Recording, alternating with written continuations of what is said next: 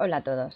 Ahora en este vídeo vamos a ver un ejemplo sobre un problema en el que intervienen dos vehículos y en los que al menos uno de ellos lleva un movimiento rectilíneo uniformemente acelerado. Para ello vamos a determinar primero el tipo de movimiento para cada uno de los móviles y para ello tengo que leer el enunciado. Un camión circula por una carretera recta a una velocidad constante de 80 km por hora. Por tanto, el camión lleva un movimiento rectilíneo uniforme.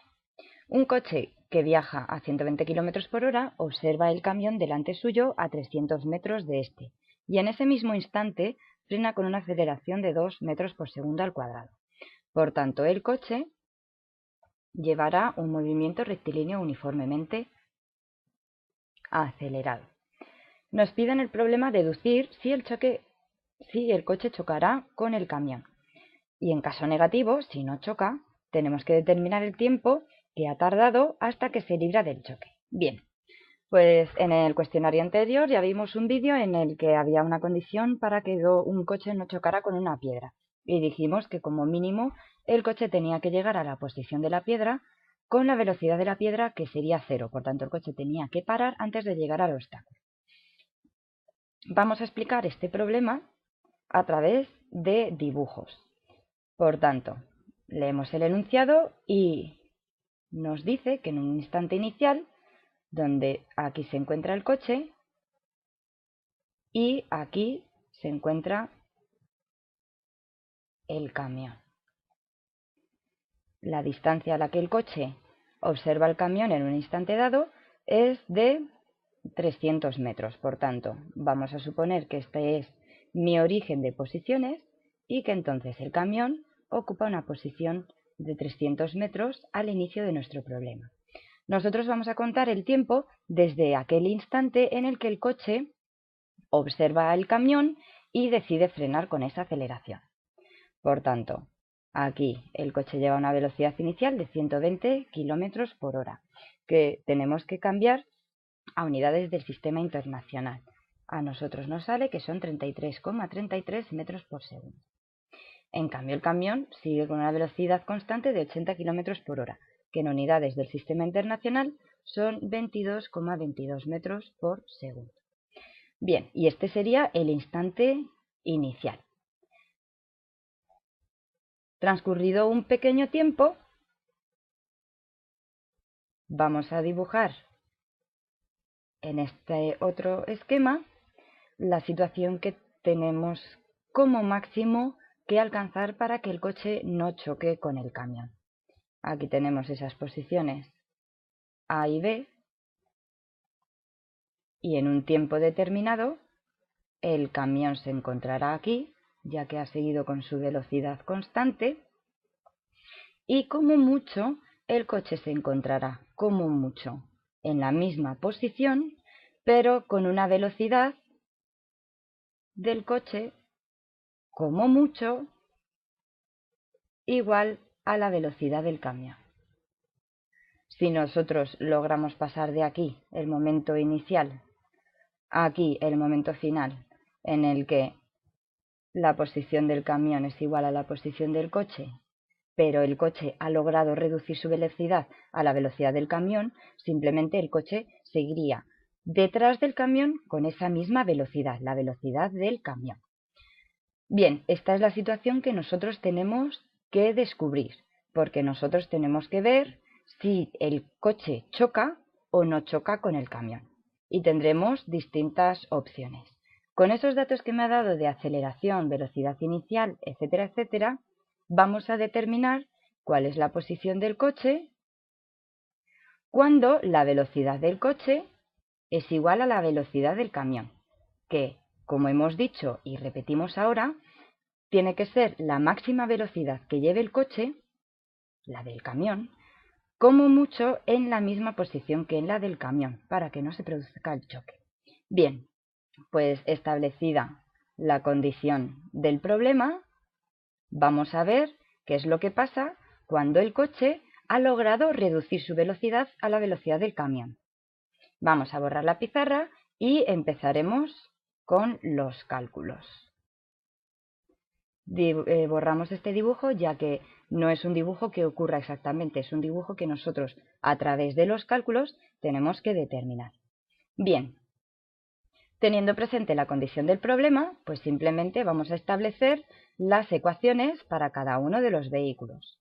Por comodidad, pues vamos a llamar al camión 1 y al coche 2. Podría haberlos llamado A y B, J, P, pues con cualquier cosa que sepáis diferenciar las ecuaciones y características de un movimiento del otro.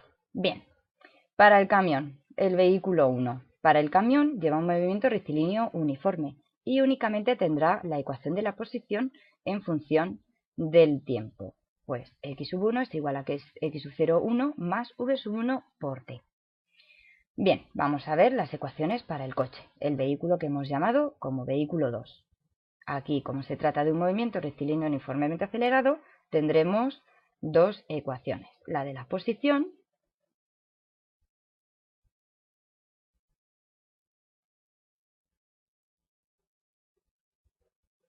y la de la velocidad.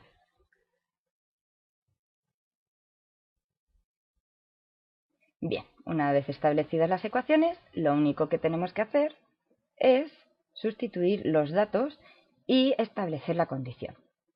Bien, la posición del camión no la conocemos, pero será igual a la posición inicial, que son 300 metros, tal y como lo hemos establecido en nuestro primer esquema gráfico, más la velocidad del camión por t. Bien, y ahora vamos a ver las ecuaciones para el coche. X sub 2 no lo conocemos. Es lo que tenemos que determinar.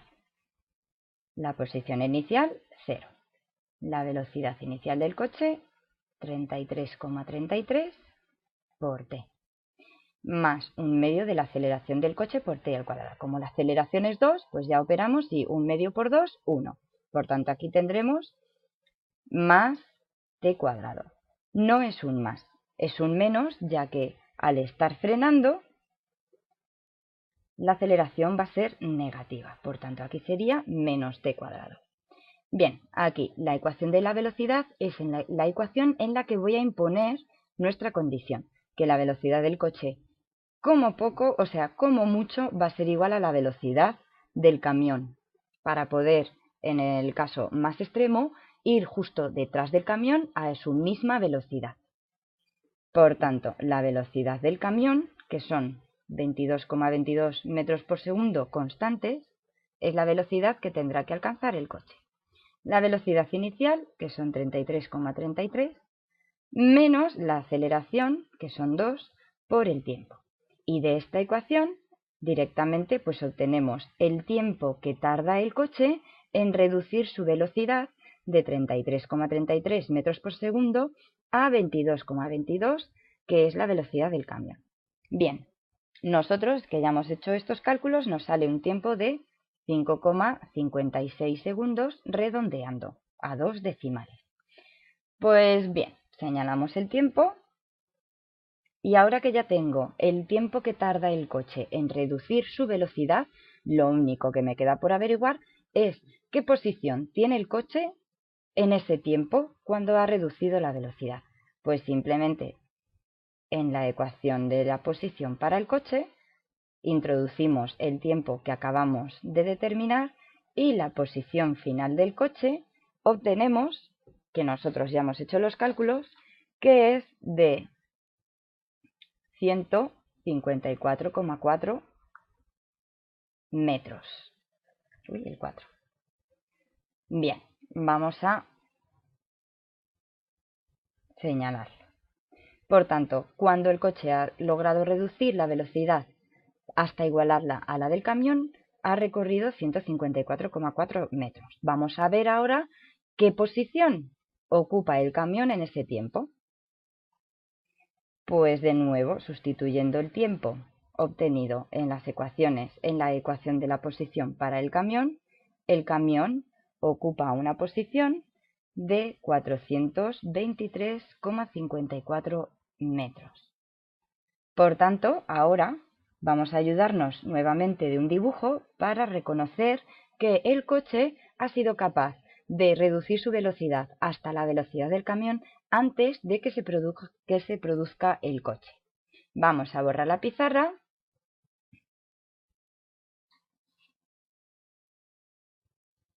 y lo dibujamos. Bien.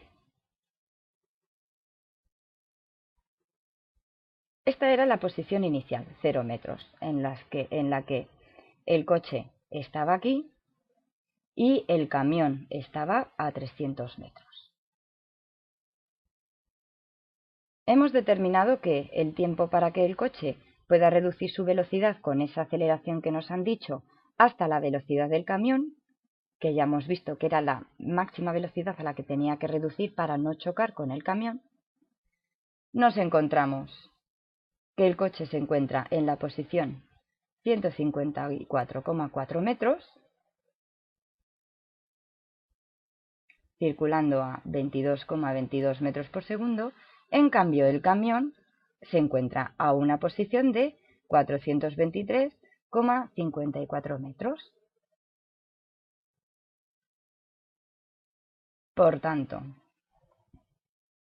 ya vemos cómo el coche ha logrado detenerse antes de chocar contra el camión. Por tanto, no ha habido choque y se ha librado de ir al hospital. Bien, lo último que nos piden determinar es que en el caso en el que no haya choque, tenemos que determinar el tiempo que tarda el coche hasta que se libra del choque. Eso ya lo hemos determinado, que es este tiempo, lo primero que hemos determinado analíticamente en el problema. Por tanto, ya hemos terminado el problema.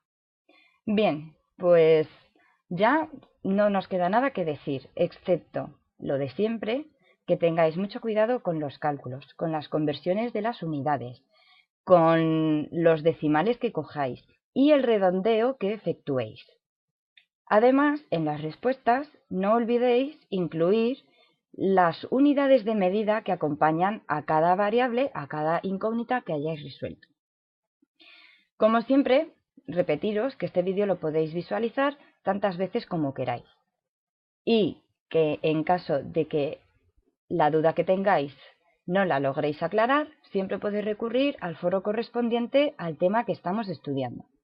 Bueno, pues ya terminamos, así que nos vemos en el próximo vídeo. Mucho ánimo con el cuestionario y hasta luego.